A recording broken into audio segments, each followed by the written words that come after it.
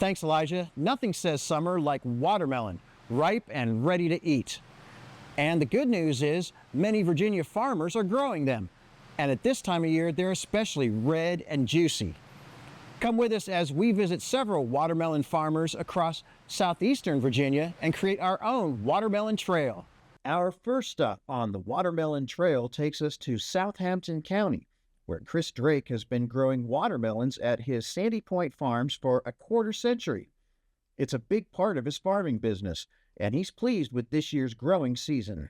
It looks like it's going to be a good crop. We grow on plastic, which helps a lot of things along as far as heat is concerned, or prevention of heat issues, and we're able to control the water with irrigation. So the high temperatures we've had here recently are actually beneficial to the watermelon. Drake also grows pumpkins, peanuts, corn, soybeans, and cotton, but watermelon outweighs them all when it comes to making a profit. It would rank number one by a long shot. So yes, it's very important. Even though the acres are small in comparison to the row crops we grow, it's very important to our farm. That's pretty impressive, given that watermelons only account for 12 of the 600 acres on Drake's farm.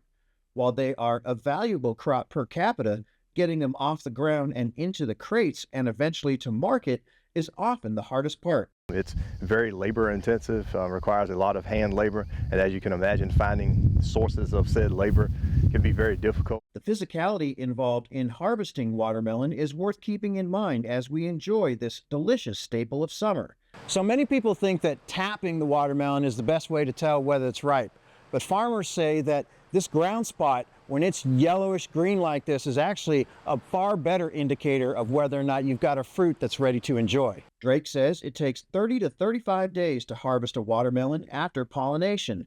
He's also experimenting with growing new varieties of watermelons. This variety right here is called Blackjack.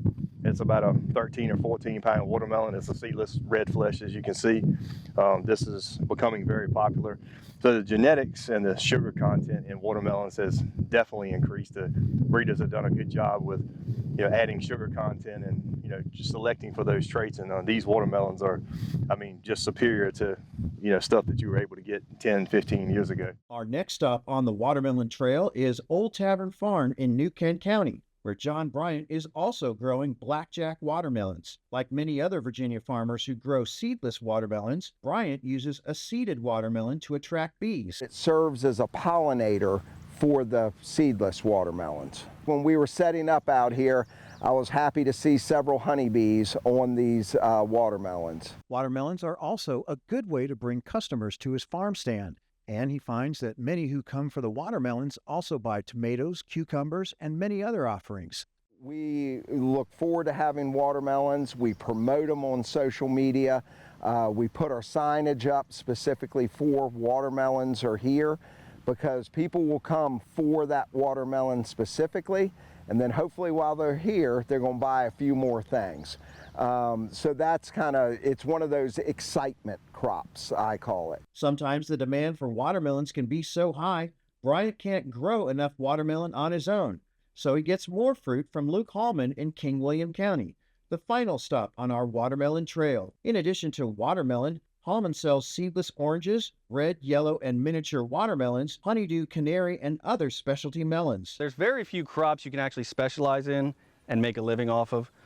And watermelons is one of them. Watermelons, tomatoes, because they're such a high value crop. Difference with watermelons, they do take a ton of space, but they are valuable enough that you can make a living off of just growing watermelons. Like the others on our watermelon trail, Hallman is excited about this year's crop. The crop has been really good. You can see by all the vine growth we got early. Sometimes it's good, sometimes it's bad. You really need a balance between vines and fruit. There's been many years that we've had such good vine growth, they didn't put on any fruit because all the energy went into the vines.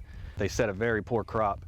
So it's really about balance. We've had to water a little extra this year because of all the vine growth to make sure our watermelon size. As much as Hallman likes growing watermelons, it can take a physical toll on the body over a number of years. During the harvest, he hires 8 people to pick the 40 acres of watermelons on his farm, and he produces approximately 1 million pounds of watermelons every summer.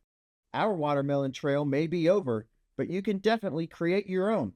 With over 200 watermelon farms, there are plenty of farm stands to visit where you can savor the taste of summer. For Rio, Virginia, I'm Burke Moeller in Southampton County.